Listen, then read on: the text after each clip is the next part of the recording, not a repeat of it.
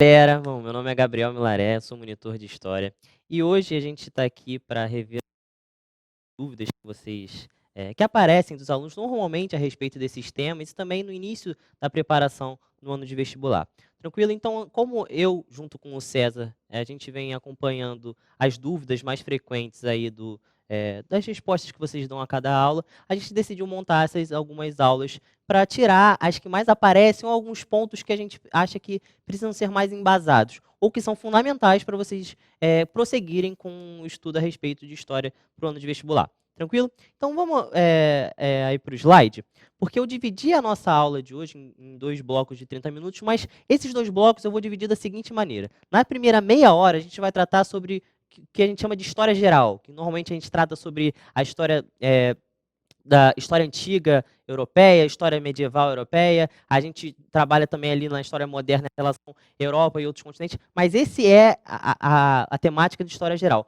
E na outra meia hora eu vou tratar especificamente sobre a história do Brasil, que é um dos assuntos que mais aparecem no Enem e em diversos outros vestibulares, e que normalmente são os assuntos que mais aparecem em dúvida. Beleza? Então, meia hora história geral, meia hora história do Brasil. Então vamos lá, vamos começar. Olha aí para o slide. O primeiro tópico que eu coloco é em relação à Idade Antiga. Em Idade Antiga, quando a gente compreende lá um período muito longo que vai de 4000 a.C. até o século 3 depois de Cristo, isso aqui é uma convenção de historiadores, esse limiar de tempo ele é muito longo.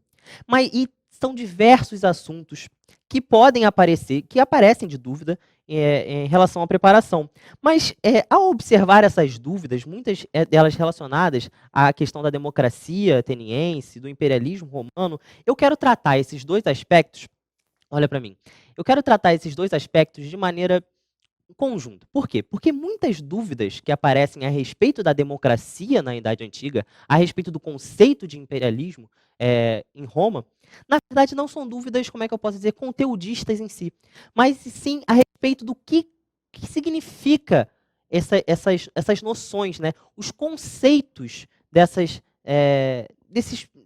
como é que eu posso dizer, esses valores como democracia, etc. E esses conceitos mais práticos que a gente usa em outros momentos na história, o imperialismo. Então, na verdade, a dúvida que eu queria apresentar, ou assim, o embasamento que eu queria apresentar a respeito de Idade Antiga é a respeito dessas conceituações. Para a gente tomar cuidado, olha o slide aí, para a gente tomar cuidado com esse termo aqui, anacronismo. Por quê? Esses 2 termos, democracia, esses dois aspectos aqui eu estou tratando como exemplos, tranquilo? Poderia ter colocado diversos outros, mas eu trouxe esses 2 como exemplo. O conceito de democracia e o conceito de imperialismo, a gente revê eles e a gente volta a eles em diversos outros momentos, inclusive na história do Brasil e aqui, inclusive no século XIX, quando a gente vai tratar sobre o imperialismo da Segunda Revolução Industrial. Mas o que a gente tem que tomar cuidado é isso aqui. O que significa anacronismo? Olha para mim. Anacronismo, um conceito básico que não vai cair no Enem, no vestibular, o que significa anacronismo, mas você precisa saber com um estudo de história. Para um historiador, é importantíssimo a gente evitar anacronismos. O que são anacronismos? Anacronismo é quando eu, com a minha visão de hoje, com os meus valores de hoje, com a minha ética de hoje, meus valores morais de hoje, analiso algum fenômeno, algum conceito do passado com essa minha visão de hoje. E acabo julgando ele.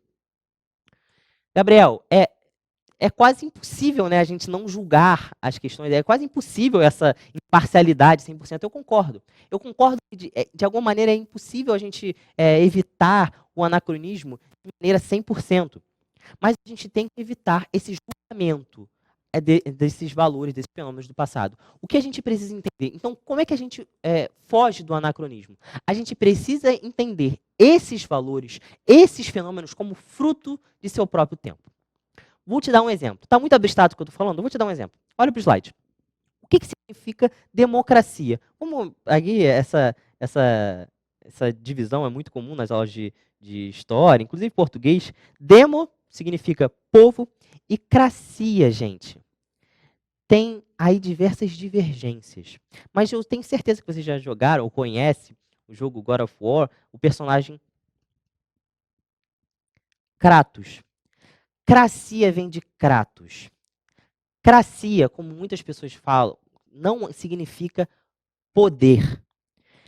Na verdade, olha para mim, algumas palavras em grego possuem mais de um significado. Em alguns outros conceitos, cracia pode significar poder. Mas nesse sentido, significa Kratos. E o que diabos é Kratos? Kratos é preponderância. Assim, a tradução mais fiel à palavra. Kratos significa preponderância. Preponderância de uma maneira coercitiva. Preponderância de uma maneira imposta. Democracia, nesse sentido, da origem da palavra, significa preponderância da vontade do povo. E preponderância de uma maneira coercitiva. Então, por que eu estou tratando isso? Porque muitas perguntas que a gente recebe de idade antiga são aquelas: ah, mas a democracia ateniense não era tão democrática assim, porque não participava todo mundo. Pera lá, você pegou o seu conceito de democracia de hoje e está tentando analisar um conceito antigo. Isso é que a gente tem que tomar cuidado no anacronismo. A gente tem que entender esses conceitos como frutos do seu próprio tempo, da sua própria sociedade, da sua própria cultura. No espaço, no tempo e na cultura. Gabriel, o que isso pode me ajudar? É exatamente isso, gente. A minha dúvida aqui, em relação à Idade Antiga, não é a respeito de um fenômeno, porque se eu fosse tratar de dúvidas de cada acontecimento histórico de 4.000 a.C. até século 3 depois de Cristo, eu passaria aqui 3 horas. O que eu quero que vocês entendam é o seguinte, que esses conceitos de antiguidade, eles precisam ser encarados na antiguidade. É óbvio que democracia hoje não significa preponderância coercitiva da vontade do povo. É óbvio que hoje em dia a democracia vai muito mais muito além em questão de voto, e democracia significa participação ativa do povo. É óbvio que hoje o conceito de democracia recebe um novo significado. E não cabe a gente pegar esse novo significado que nós, homens e mulheres da idade contemporânea, criamos e ressignificamos e levar esse significado para o passado. Então, a dúvida que eu queria tirar hoje, na verdade, não é uma dúvida conteudista, é uma dúvida conceitual. Tomem cuidado com isso. Isso não serve só para a Idade Antiga, não. Isso serve para qualquer outro momento. Tranquilo? Democracia ateniense aqui, quando a gente estuda aqui somente homens acima de 21 anos, de pai e mãe, filhos de pai e mãe ateniense podiam votar, a gente pensa, nossa, mas que cenário excludente, como é que isso pode ser chamado de democracia? É porque nesse cenário, democracia significa preponderância, coerção dessa vontade do povo. E quem é o povo? Aqueles que vocês aprendem. Homens acima de 21 anos, filhos de pai e mãe ateniense. Tranquilo? Posso dar outro exemplo? Olha para o slide. Imperialismo romano. Quando a gente olha esse termo, imperialismo romano, é óbvio, o termo imperialismo vem de formação de um império. Tranquilo. Quando a gente estuda, eu acho que quando a gente fala, e aqui falando mais em relação à minha percepção que eu tenho dos estudos, não só apenas dúvidas de vocês do QG, mas, enfim, de vários alunos de presencial, é que quando essa palavra surge na mente, imperialismo, a gente lembra do imperialismo do século XIX. Opa, perdão. Olha para mim. O que foi o imperialismo do século XIX? Você lembra? A Europa, passando pela segunda revolução industrial, foi buscar mercado consumidor em matéria-prima, principalmente nos continentes asiático e africano. E a gente entende aquele processo como um processo de conquista daquele território, como um processo que a gente estuda lá na Conferência de Berlim, na repartição da África, como um processo de dominação de potências europeias sobre essas nações africanas e asiáticas. E a gente pega essa nossa mentalidade de imperialismo e leva para a Idade Antiga. Só que quando a gente pega essa ideia de dominação, de imposição de uma cultura tida como superior, quando a gente pega esse conceito que a gente tem mapeado na nossa caminho de imperialismo e leva para a Idade Antiga, esse conceito não se encaixa. Por que não se encaixa? Eu vou dar uma aprofundada, especificamente, mas eu quero que, no final, não quero que você lembre disso, eu quero que você entenda. Quero que você entenda sobre essa questão do anacronismo e de como a gente tem que analisar os fenômenos como fruto de sua época. Roma, quando conquistava um povo, quando conquistava um território, primeiro, impunha suas leis. É o básico para você conquistar um território. Mas, segundo, pegava essa cultura local e sabe o que fazia? Absorvia no seio do império. Roma não impunha a sua cultura romana, com o perdão da redundância. Roma não impunha a sua cultura a esses povos conquistados. Roma não impunha a sua vontade de estabelecer uma uniformidade cultural a esses povos. Por que não? Gente, não é brincadeira isso que eu vou falar. Eu não consigo acreditar nisso. É óbvio, eu acredito, mas eu não consigo ter a dimensão disso.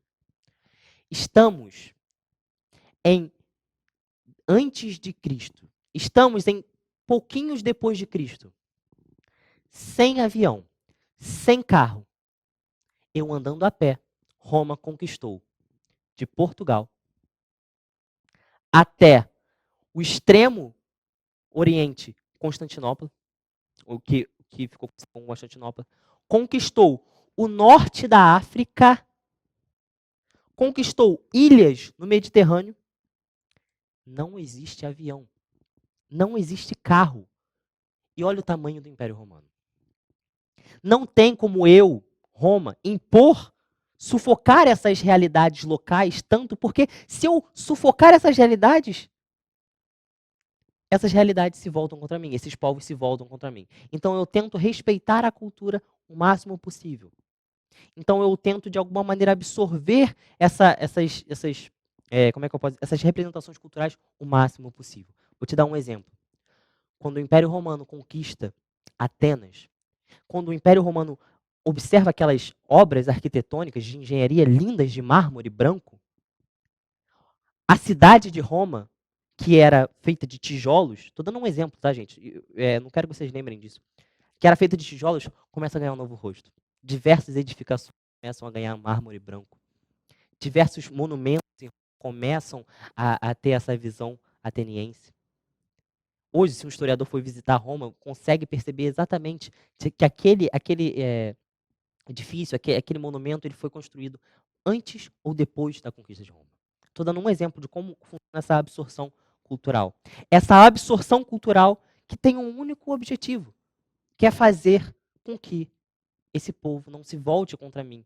Que é fazer com que olha para o slide, imperialismo, que é essa formação de império, seja viável em um mundo muito longe. Em um mundo onde eu ando a pé. Tranquilo? Então, só para ratificar aqui, olha para mim. Em relação à Idade Antiga, eu não quis trazer eventos específicos, porque, de novo, seria muitos. É 4.000 a.C., que é a invenção da escrita, até a queda do Império Romano do Ocidente. Então, é muito tempo, é muito fenômeno, e não teria como eu trazer várias dúvidas específicas disso. Eu prefiro tratar sobre a respeito de conceituação, que é muito importante, que é o que cai mais no Enem. O Enem adora colocar textos de comparações de democracia ateniense, democracia atual, e você realizar um pensamento a respeito disso. Então, esse aqui que eu acho mais importante. Tranquilo? O próximo assunto que eu coloco aí é em relação à Idade Média. Olha para o slide. A Idade Média, tratando sobre esses cronológicos que os historiadores, que os historiadores estipularam, alguns historiadores, só para não passar despercebido, alguns historiadores gostam de tratar até o século V depois de Cristo. Isso aqui, de novo, gente, isso aqui é uma convenção dos historiadores. É do século III ao século V, que é a queda do Império Romano do Ocidente. Então, alguns historiadores gostam, tem essas duas cronologias, mas isso aqui não vem ao caso. A Idade Média, e aqui eu vou tratar sobre essa segunda cronologia aqui, que é a que eu me sinto mais confortável, que eu acredito que seja a que mais contemple. A Idade Média vai do século V ao século XV. E a Idade Média também é dividida entre Alta Idade Média e baixa Idade Média. Alguns historiadores gostam de falar de uma Idade Média central, mas eu não vou entrar nesse critério. A Alta Idade Média, que vai do século V ao século X, e a Baixa Idade Média, que vai do século X ao século XV. Quando a gente estuda, quando a gente não, perdão. Quando a maioria dos alunos, grande parte dos alunos estudam em Idade Média, aparece uma dúvida que eu percebi que é bem frequente no estudo a respeito da Idade Média, que é o seguinte: o século V, por que a gente estipula esses dois marcos? O século V é a queda do Império Romano do Ocidente. E o século XV é o que um marco das grandes navegações, um marco da queda de Constantinopla. Existem vários marcos no século XV para que os historiadores convenharam chamar de o fim da Idade Média. Mas, olha para mim. O que eu percebo em muitos alunos é que muitos realizam o seguinte estudo. O Império Romano do Ocidente cai devido às invasões romanas, invasões germânicas, invasões bárbaras, que eu prefiro chamar de migrações germânicas, porque nem todo o processo foi violento. Muitos processos foram negociados entre autoridades militares romanas e esses povos germânicos. Então, eu prefiro chamar de migrações germânicas, porque invasão dá uma ideia de algo que foi necessariamente violento, e nem todos foram. Então, o Império Romano do Ocidente cai por causa dessas migrações germânicas. E aí a Europa, dentro daquele caos, dentro daquele cenário de insegurança, começa a se feudalizar, começa a se fechar. Cada senhor feudal começa a cercar o seu pedaço de terra, começam plebeus, em geral, pedindo ajuda do senhor, estabelecendo relações de servidão. Eu sou o seu servo em troca de segurança, em troca de condições de vida. E aí começa um cenário de entre nobres em si, realizando relações de suzerania e vassalagem, exatamente para se proteger, exatamente para realizar alianças nobiliárquicas entre nobres. E essa é a imagem que muitos alunos têm. Que o Império Romano do Ocidente cai, como fica aquele cenário de insegurança, a Europa começa a se fechar em feudos. Só que, gente, olha para o mapa. Olha para o slide aqui, rapidinho. Eu vou fazer uma linha do tempo meio bizarra, mas, por favor, não releve. A Alta Idade Média, ela é tida do século V ao século X. O século V é o início das migrações germânicas. E, gente, pasmem. Quando é que começa o processo de feudalização de maneira mais, mais profunda na Europa? No século IX.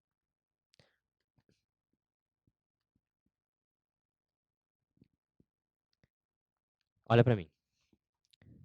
Existe um vácuo, que eu percebi que existe um vácuo, que, assim, não estou, pelo amor de Deus, eu não estou externalizando a culpa para o aluno, não. Óbvio, se é algo generalizado, é óbvio que tem alguma questão aí no mapa de estudo e que precisa ser ratificada, e a gente está aqui exatamente para isso. Existe um vácuo temporal entre o século V e o século IX, são aí cerca de 4 séculos, que você fica meio tipo, o que aconteceu? O que aconteceu durante esse período? Porque não foi com a queda do Império Romano do Ocidente que a Europa começou a se feudalizar. Não foi. Se passaram aí, cerca de 400 anos. O que aconteceu durante esse período? Existe esse vácuo no estudo dos alunos. E eu queria, agora, eu acho que com o passar da aula, eu acho que vocês vão começar a perceber qual é o objetivo dessa aula, que é dar essa base mais, não mais aprofundada, mas é meio que embasar, fortalecer essa base de estudo de vocês. Tranquilo? Então, assim, olha para o slide. Olha para o slide. No século IX, ocorre uma segunda onda de migrações germânicas. Migrações motivadas pelo quê?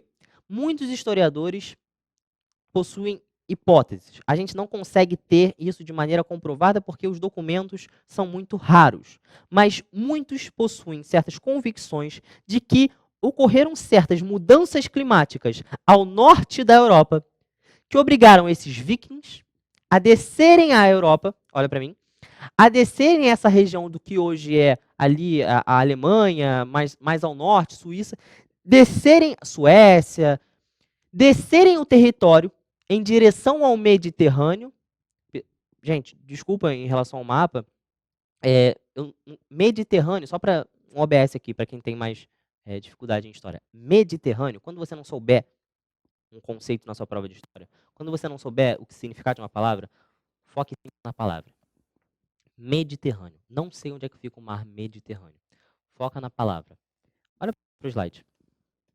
Isso aqui é um OBS, tá? Mediterrâneo. Med significa meio. Terrâneo, terra. É um mar que fica no meio de duas terras. Que terras são essas? A Europa e a África. Tentando desenhar um mapa meio porco aqui. Mas o que eu estou falando aqui, algumas mudanças climáticas ocorreram ao norte da Europa, que esses povos desceram o território mais em direção ao Mediterrâneo, que é esse mar aqui, em busca exatamente de melhores condições de vida, em busca de um local mais agradável para se viver, porque perto do mar, perto do Mediterrâneo aqui, se pensa em Portugal, Itália, etc., esses países que possuem um clima mais quente. Então, nessa segunda onda aqui, o cenário de insegurança dentro desses reinos romanos germânicos começou a se tornar muito drástico e a Europa, então, se feudaliza. Mas, Gabriel, o que aconteceu, então? Mata essa minha curiosidade, olha pra mim. Mata essa minha curiosidade do que aconteceu entre o século V e o século IX. O que aconteceu, gente, é o seguinte, várias coisas aconteceram. Mas esse período ele é muito marcado pela formação do que a gente chama dos reinos romanos germânicos. Vou dar um exemplo. O Império Carolíngio, o reino de Carlos Magno,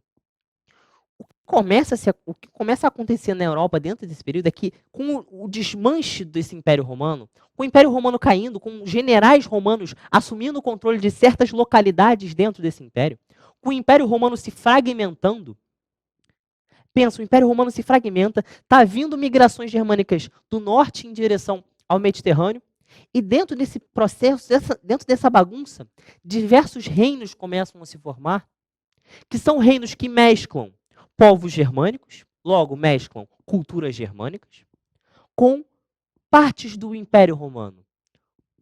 Mesclam uma cultura romana com uma cultura germânica. E aí se formam esse reino meio híbrido, meio uma mistura dessas duas culturas, que são chamados reinos romanos germânicos. Gabriel, me dá um exemplo dessa cultura? Vou te dar um exemplo, para a gente fechar essa parte da Idade Média. Sabe o que começa a surgir aqui? A imagem dos santos. A imagem dos santos, para a Igreja Católica, santos são divindades que a sua figura começa a ser reconhecida durante a Idade Média. Por quê? Isso é que eu acho que é o exemplo mais legal para a gente entender o que acontece durante esse período, o que é essa formação desses reinos romanos germânicos. Eu acho esse exemplo genial, para vocês entenderem essa mescla de culturas. Eu sou a Igreja Católica. Estou dando um exemplo bem didático.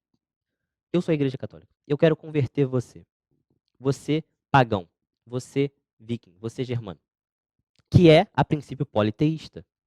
Lembra aquela, acho que bem disseminada na nossa cultura pop, o culto a Thor, o culto a Odin, Loki, os deuses nórdicos, etc. Então você é politeísta. E eu sou católico, sou igreja católica, sou monoteísta, acredito em um Deus só. Como é que eu, acreditando em um Deus só, te convenço, ou te catequizo, ou de alguma maneira te converto a essa crença se você acredita em vários deuses? Como é que eu faço como é que eu comunico direito com vocês? É isso que eu quero que você entenda. Eu não quero que vocês entendam a conversão como algo meio maléfico, quero te converter. Eu quero que vocês entendam esse diálogo entre um povo que acredita em um Deus e um povo que acredita em diversos deuses. Como é que eu realizo esse diálogo, esse intercâmbio? Você tem o seu Deus da chuva. Você tem o seu Deus da guerra. Você tem o seu Deus para N fatores. E eu quero te converter a acreditar em um. É aí que a figura dos santos começa a se constituir como um dos pilares muito fortes da Igreja Católica. Quem é um santo? O santo é como se fosse uma válvula de escape para esse monoteísmo cristão, para esse monoteísmo católico. Você que rezava para o seu Deus da chuva, agora a gente tem, dando um exemplo, pelo amor de Deus, isso é um exemplo, um santo que é a respeito dos fenômenos meteorológicos. A gente tem um santo que cuida dos animais. A gente tem um santo para o casamento. Estou dando alguns exemplos, gente, alguns exemplos mais atuais. Mas o que acontece é o seguinte: esse grupo de santidades, que não são nem deuses, os santos não são deuses, mas são divindades, realizam melhor essa comunicação entre esses dois povos, entre um povo politeísta e um povo monoteísta. Gente, é óbvio, eu estou dando um exemplo de como se realizou essa comunicação entre os dois povos. Então, esse período da chamada Alta Idade Média, ele é característico como essa formação de povos híbridos, de povos que mesclam a cultura romana com a cultura germânica. Tranquilo? Passa aí, para a gente terminar nosso estudo a respeito da história geral. Idade Moderna, compreendida entre os séculos XV e XVIII. De novo, isso aqui é uma convenção de historiadores. O que marca a Idade Moderna? Marca a fragmentação da feudalização europeia, dos feudos perdendo a sua autonomia frente à emergência da figura de um Estado moderno, uma monarquia territorial, que começa a concentrar a imagem nesse rei. E Portugal, Espanha, Inglaterra, França começam a se formar como reinos, como os estados, em um processo, e aqui que é o mais interessante, olha para mim. E aqui que é o mais interessante. Em um processo longo e gradual. Em que ano Portugal nasce? Eu posso te dar vários anos. Posso te dar o ano do fim da Guerra de Reconquista em Portugal. Eu posso te dar o ano da Revolução dos Avis. Eu posso te dar diversos anos. O que eu quero que você entenda é que é um processo que caminha a passos lentos e que é um processo gradual. Por quê? Porque não é do dia para a noite que o rei surge como uma figura que possui autoridade, uma figura que possui legitimidade perante as casas aristocráticas. É um processo lento e gradual. Isso que é o importante em relação à formação dos estados modernos. Quando a gente aprende lá, mas o absolutismo, essa ideia de um poder absoluto na mão do rei, pera lá. De novo, a gente está em 1500 e não existe TV. Em 1600 não existe internet. Em 1600 não existe carro. Gabriel, que bobagem isso que você está falando. Se não existe TV, se não existe carro, se eu ando a pé, o rei sabe de tudo o que acontece no seu reino. Tem como o rei ter poder absoluto sobre o seu reino? Não. É óbvio, mas também não vou me contradizer aqui, que esse processo de centralização, de fortalecimento do poder do rei, ele acontece sim, mas acontece de maneira lenta. Tranquilo? Então é isso que eu quero que vocês entendam. A formação dos estados modernos é um processo lento e gradual. Que acontece, que marca a história de Portugal, que marca a história da Espanha, que marca a história da Inglaterra e da França, e marcam de maneiras completamente diferentes. A formação do Estado inglês, ela é completamente diferente da formação do Estado português. Só para te dar um exemplo, Portugal se forma em cima da guerra contra os mouros, contra os islâmicos. Quando as casas aristocráticas ao norte de Portugal expulsam os islâmicos do que ficaria sido conhecido como o Reino de Portugal, Portugal se forma. Na Inglaterra nem tinha essa presença islâmica como existia em Portugal. Na Inglaterra o processo foi o contrário. O processo foi os nobres se reunindo em uma instituição criada, que foi conhecida como parlamento, para impor uma carta magna para limitar o poder do rei e formar, então, um reino que possui instâncias de consultar o povo, que é o parlamento, a Câmara dos Comuns e a Câmara dos Lordes. Então são processos diferentes. O que eu quero que vocês entendam é que não é formação dos estados modernos. Aí parece que todo mundo se forma. Ó, gente, chegou a hora da gente se formar como estado moderno. O que eu quero que vocês entendam é que são processos completamente diferentes. Não existe uma regra para a história. A realidade em Portugal, a realidade em Espanha, a realidade na França, a realidade na Inglaterra são completamente diferentes. O último tópico a respeito de idade moderna que eu queria tratar com vocês é o conceito de antigo regime. Gente, antes de entrar, olha para mim, antes de entrar a respeito do assunto, eu acho que com o decorrer da aula, eu volto a falar isso, vocês já estão começando a entender mais ou menos qual vai ser mais ou menos a dinâmica. Se eu pegar todos os eventos da Idade Moderna e tratar com vocês, não tem como e nem é útil ao seu estudo, para embasar o seu estudo. O que eu estou tratando aqui é a respeito de fortalecer essa base em história, fortalecer essa base nesses assuntos iniciais. Assuntos, alguns inclusive fundamentais, como a nossa conversa a respeito da Idade Antiga. Idade Média, para ser bem sincero com os alunos, nem aparece tanto no Enem. No Enem, de vestibulares espalhados pelo Brasil, até aparece. Nem aparece tanto no Enem. Idade Moderna já aparece um pouquinho mais.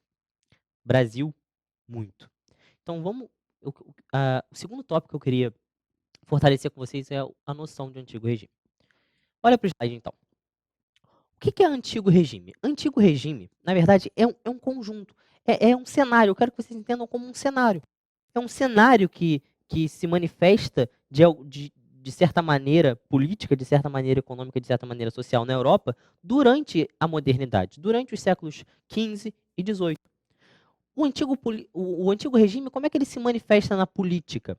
O que é antigo regime na política? É esse processo de centralização na figura centralização política na figura do rei, que a gente conversou. O rei começa a ganhar mais autoridade, o rei começa a ganhar mais legitimidade. Uma legitimidade, uma centralização, uma autoridade lenta e gradativa. Lembre sempre disso.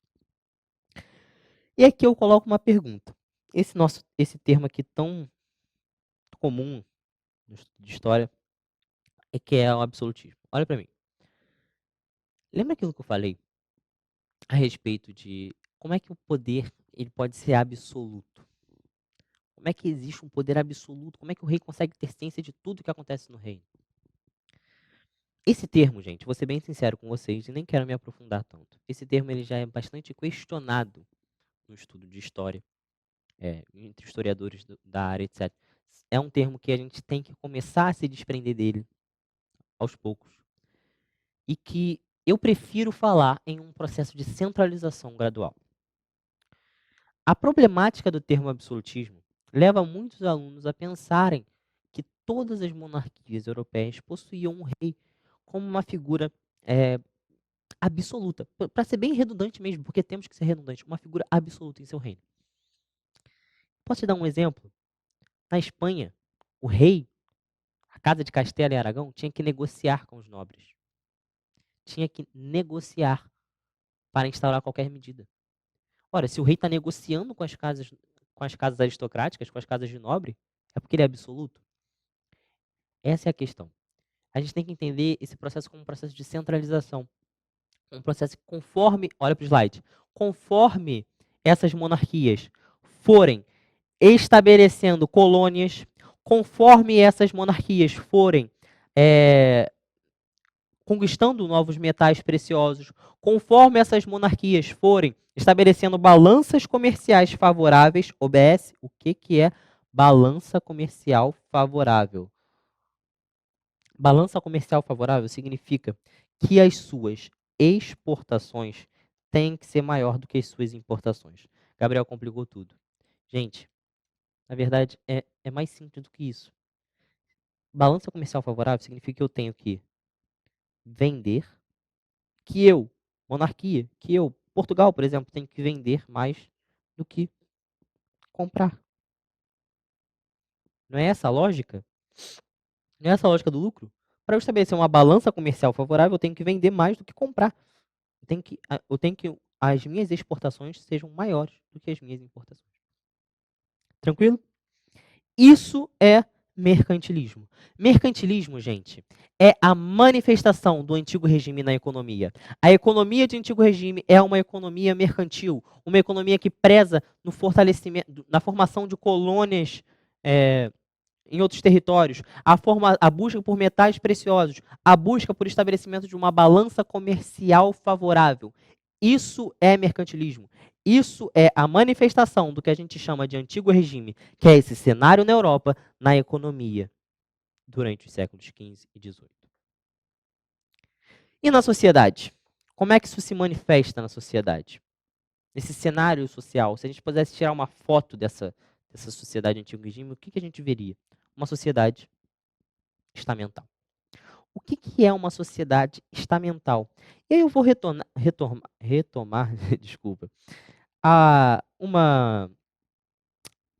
algo bem que você aprende lá na sua escola, lá no primário mesmo, que eu tenho certeza que esse desenho aqui você já viu, lá no 6º ano, 7º ano, etc., que é o desenho da sociedade estamental.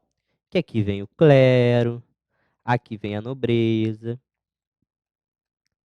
e aqui a grande massa, 97% da população, que é a plebe. Toma cuidado. Não é camponeses e artesãos, não é, é plebe. Plebe é camponês, plebe é artesão, mas plebe também é o burguês. Plebe é todo mundo que não é nobre e nem clero. Por isso que eu prefiro chamar de plebe e não camponês. Porque a burguesia, olha para mim, a burguesia e os setores de comerciantes, por exemplo, são setores riquíssimos. Riquíssimos.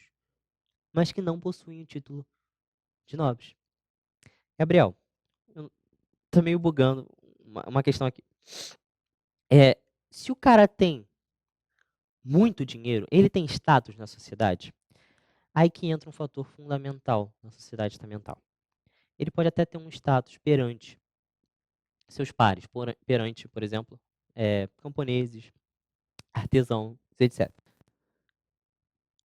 Mas, de uma maneira geral na sociedade estamental, para você poder ter essa posição, você precisa ter um título de nobre. Eu vou te dar um exemplo, para vocês imaginarem melhor, de uma maneira mais didática, como é que funciona na prática essa sociedade estamental. Eu sou um nobre. Eu sou um nobre e quero casar a minha filha. Minha filha já tem 13 anos, já está na idade de casar. Na época, pensem sempre na época, isso era muito, muito comum, um casamento de meninos de 13 anos com homens aí de 40, 50, enfim. A minha filha está com 13 anos e eu quero casar ela. Estabelecer uma aliança. Quero estabelecer uma aliança na minha família. E aí se apresentam dois pretendentes. Eu estou contando uma historinha, mas para vocês visualizarem isso. Dois pretendentes. Um é uma casa nobre, é um nobre em decadência. É um nobre em que as terras estão inférteis. O cara tem o título de nobre, mas ele está em decadência. A família dele está em decadência. E o outro é um burguês, um comerciante riquíssimo, em ascensão. Com quem que eu prefiro casar minha filha? Com um nobre em decadência. Que maluquice. Lembra? Lembra da nossa conversa a respeito de anacronismo? O que eu quero que vocês entendam é o seguinte: a sociedade estamental é uma sociedade que preza pela pureza do sangue. Eu, nobre, casar a minha filha nobre com alguém que não é nobre, eu desfaço a pureza do sangue. Isso que eu quero que vocês entendam. O antigo regime, uma cultura de antigo regime, o que significa dizer uma cultura de antigo regime? É uma cultura que preza sobre essas noções de dignidade social. Eu quero manter o sangue nobre da minha família. Eu quero manter o sangue puro da minha família. Eu quero manter o nosso sangue azul, que é um sangue diferenciado. Nós somos nobres. Logo, não vou casar minha filha com qualquer um. É isso que eu quero que vocês entendam. Na sociedade, na cultura, o antigo regime se manifesta assim, em uma sociedade hierárquica. O que significa hierárquico? Que há esses patamares dentro da própria sociedade, como clero, nobreza e plebe, mas dentro da própria plebe. Como eu dei uns exemplos aqui de diferenciação entre burguesia, comerciantes e camponeses. Então, é isso que é a cultura de antigo regime. É uma cultura baseada na dignidade social. É apontar para uns e falar assim, vocês têm mais dignidade social do que outros. Tranquilo? Vamos entrar então a respeito do nosso, fechando aqui o nosso estudo a respeito de história geral, vamos entrar na história do Brasil. E num estudo de história do Brasil, as primeiras dúvidas que aparecem, eu dividi entre dois aspectos, que é a economia e sociedade. Eu dividi, mas é óbvio que eu poderia também colocar aqui um slide de política, mas a respeito da divisão política, em questão de capitanias, etc. Mas eu acho que isso aqui é mais importante e reflete mais as dúvidas que aparecem. E o primeiro, só para a gente analisar, olha para o slide. A respeito do Brasil colonial, a respeito da economia do Brasil colonial, eu queria trabalhar essas duas questões aqui. Primeiro, uma noção de ciclos. Tomem muito cuidado, por favor. Olha para mim. Ciclos só existe em física e química e biologia. Em história, não existem ciclos. Gabriel, nunca escutei essa palavra. Que bom que você não escutou. Mas toma cuidado, porque às vezes a gente nem escuta essa palavra, mas a gente tem essa noção na cabeça. Que noção é essa? Quando a gente fala de ciclos econômicos, que o período colonial brasileiro passou por ciclos econômicos, significa que, vamos retornar lá nas suas aulas de matemática, física, etc. O que é um ciclo? É algo que tem um início, um meio e um fim. Início, meio e fim. Um ciclo é isso. Então, quando a gente fala que o Brasil colonial passou por ciclos econômicos, normalmente é quando a gente tem a ideia de que, por exemplo, primeiro veio o ciclo do açúcar. Então, o Brasil produzia açúcar. Aí depois o açúcar entrou em crise. Que aí veio o ciclo da mineração. E aí o Brasil começou a exportar, a descobrir metais. A colônia começou a exportar metais para a metrópole, enfim, que o produto principal virou o ouro, etc. Aí depois desse ciclo veio o ciclo do café. O café produzido no Vale do Paraíba e depois no Novo Oeste Paulista começaram a ser o principal produto durante o segundo reinado e também durante a República Brasileira, Primeira República Brasileira. Então, essa noção, tomem muito cuidado, essa noção é falsa. Falsa. Só para te dar um exemplo, o açúcar, vou repetir, o açúcar foi o principal produto produzido pela colônia, sempre. Óbvio, desde a sua implementação no século XVI até o final do período colonial, o açúcar foi o principal. O açúcar foi o que rendia mais lucros. Ué, que noção? É isso que eu quero que vocês entendam. Muitos alunos ficam, ué, mas não tinha a decadência do açúcar? Gente, toma cuidado com isso. A noção de ciclo é muito perigosa. Porque a noção de ciclos, ela ignora, ela pensa a economia, ela pensa a história como algo, como uma forma. Existe um início, existe um meio, existe a decadência. Só que, na verdade, o mercado ele funciona de maneira muito mais complexa. Olha só, olha pro slide. Uma economia mercantil, por exemplo, funciona às vezes assim.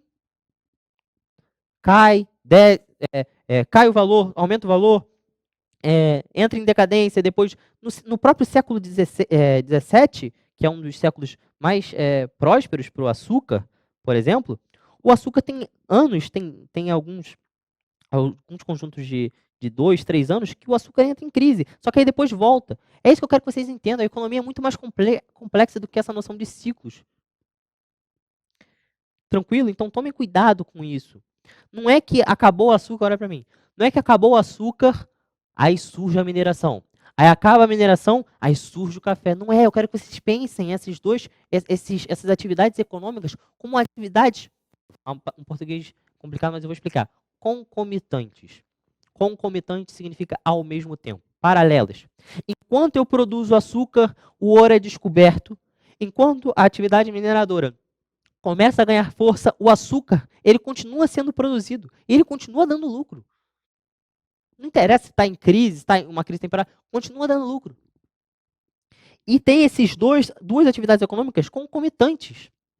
A mineração, o açúcar, a pecuária, no sul do Brasil e no sertão nordestino. Então, tomem cuidado com essas noções de ciclo. Eu nunca escutei falar em ciclos, Gabriel. Não precisa escutar em falar em ciclos. É o conceito de ciclos, essa noção de que a economia possui certas regras. Porque vocês já perceberam? Parece que possui regras. Existe o início, a queda, o fim, o meio e fim, etc. E só para já entrar no segundo tópico que eu coloquei aí, olha para o slide. A respeito da economia colonial, é para a gente saber valorizar essa dinâmica interna. É aí que eu vou tocar na ferida das aulas de história.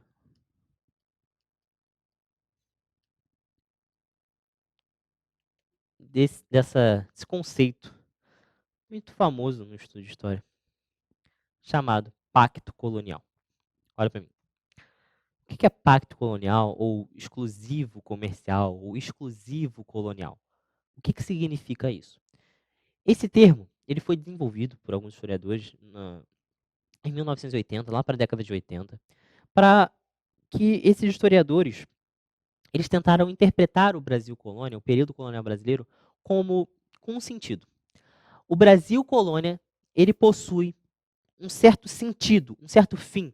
A formação de colônias possui certo fim, que é gerar lucro para a metrópole. As colônias elas servem para gerar lucro para as suas metrópoles.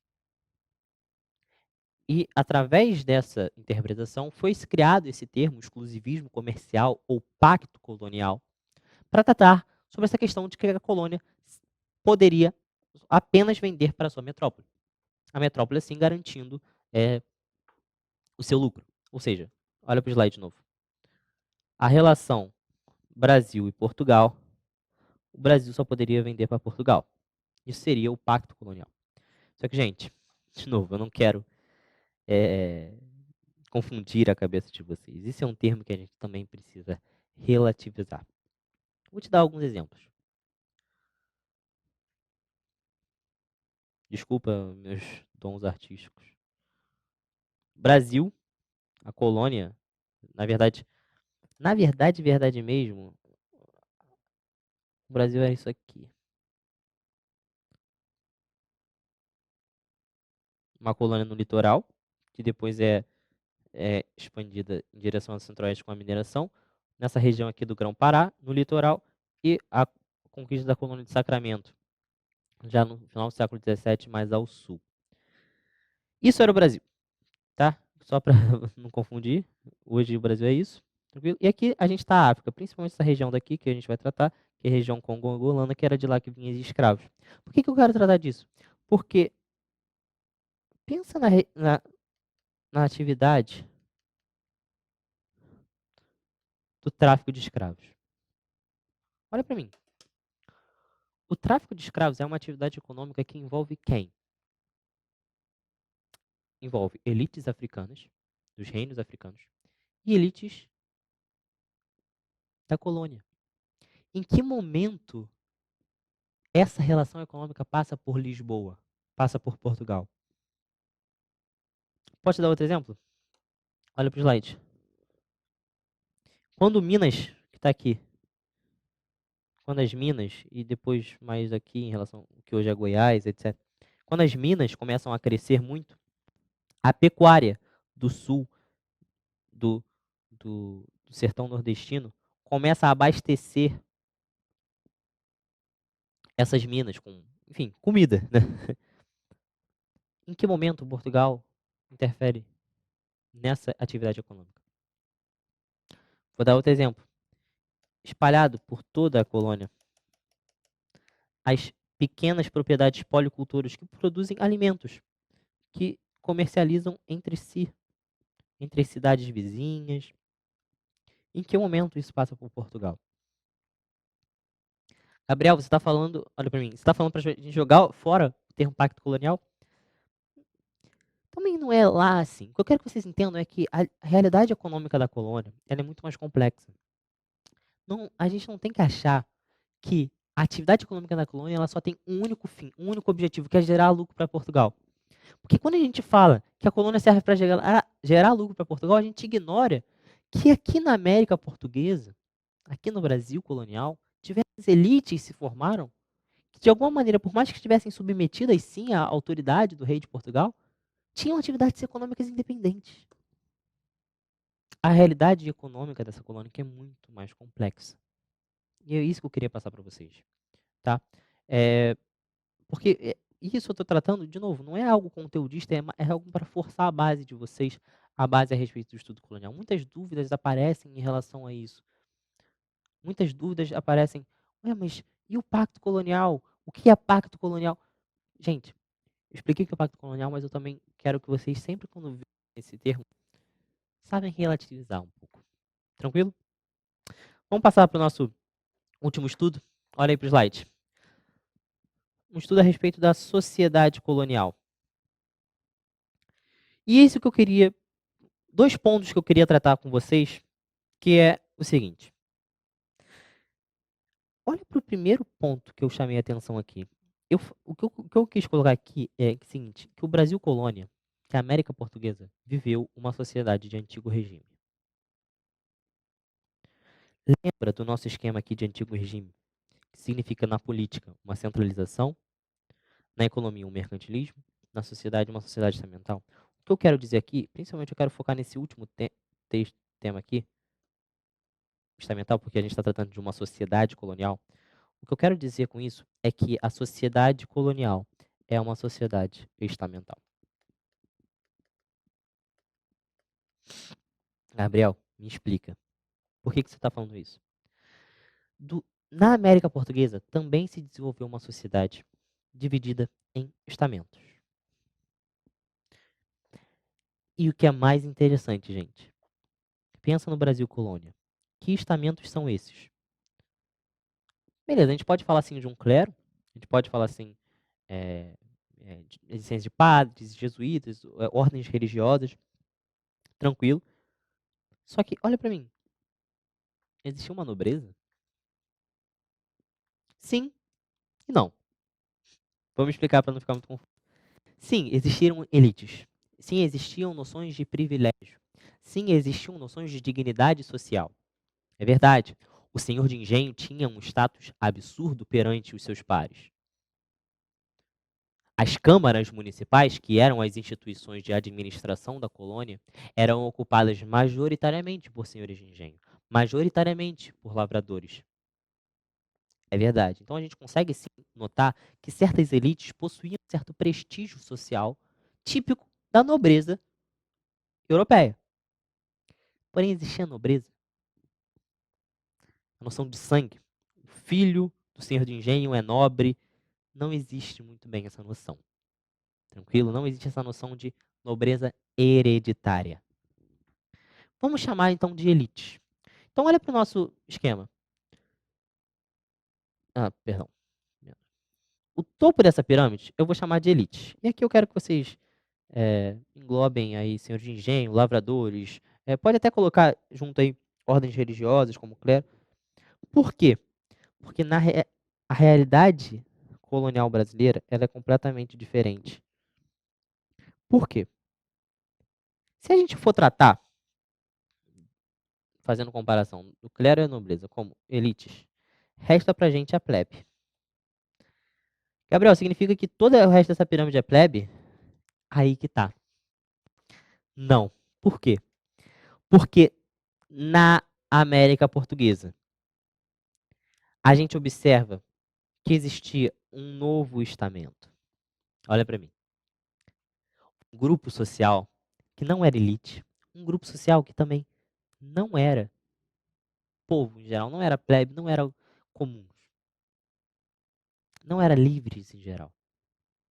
Que estamento é esse? Que grupo social é esse? O grupo dos escravos.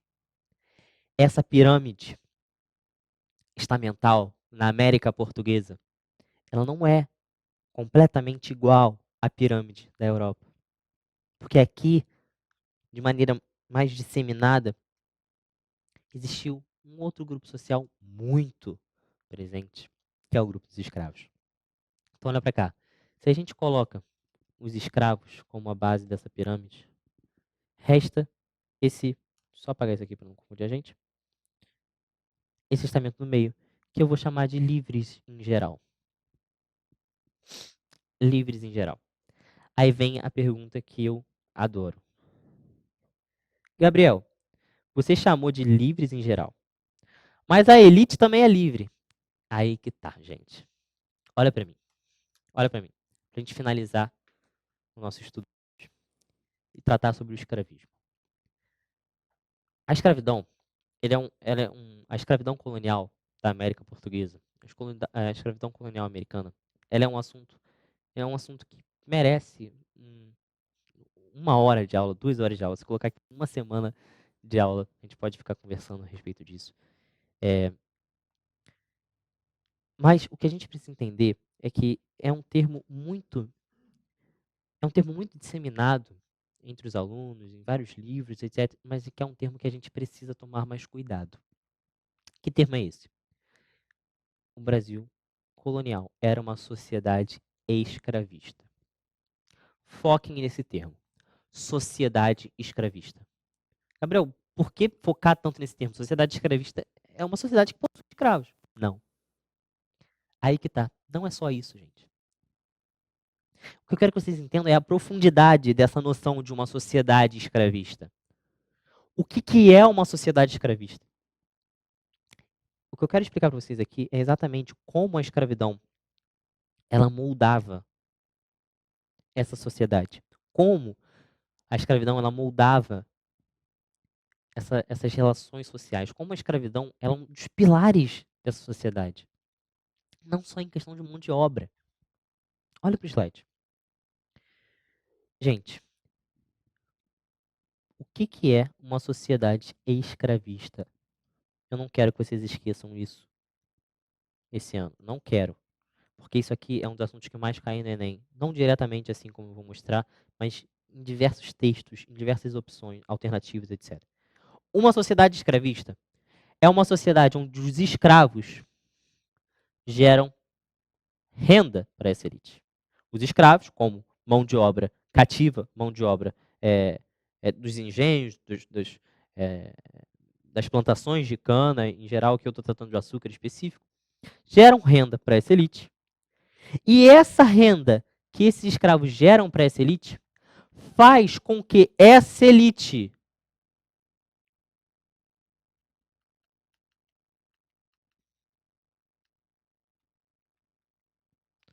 se diferencie dos outros. Olha para mim.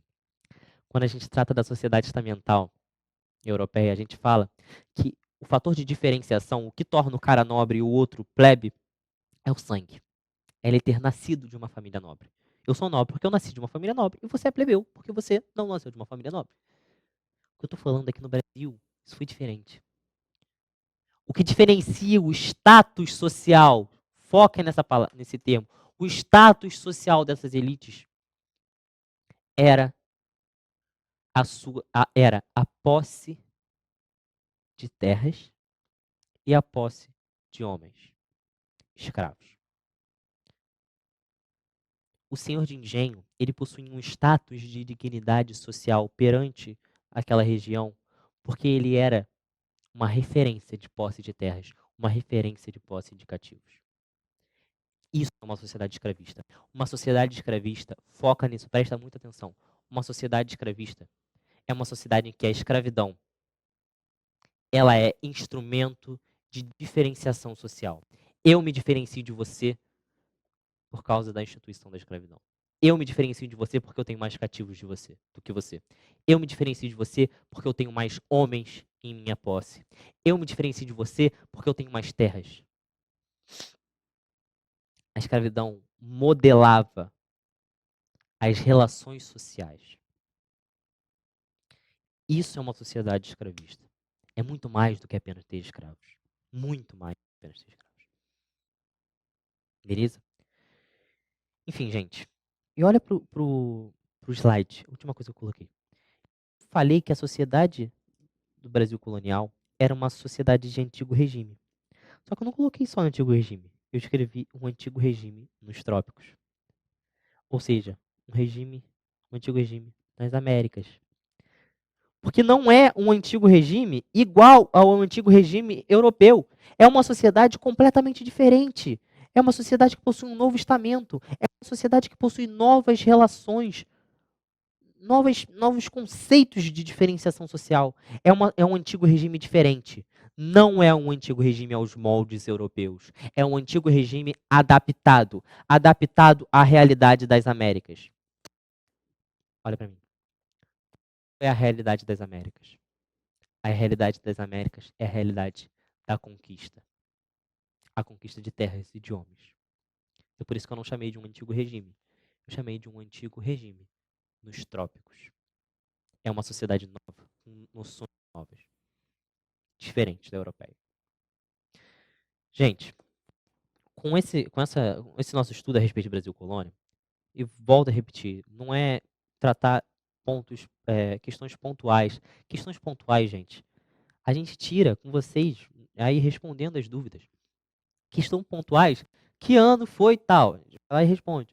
Quais foram os motivos da Confederação do Equador? A gente vai lá e responde. Só que isso aqui, que eu acredito, e essa foi a minha maneira de montar essa aula de dúvidas, é o que eu acho fundamental para você entender esses fenômenos. A gente não entende uma revolta no Brasil colonial se a gente não entendesse que isso era uma sociedade escravista. Entende? Então, o meu objetivo hoje foi dar um reforço nessa base em relação à história que muitas pessoas não têm, e que o meu objetivo aqui é esse, é de reforçar essa base para você que tem mais dificuldade. E para você que tem mais facilidade, reforçar ainda mais essa base que é fundamental para você entender os fenômenos. Tranquilo?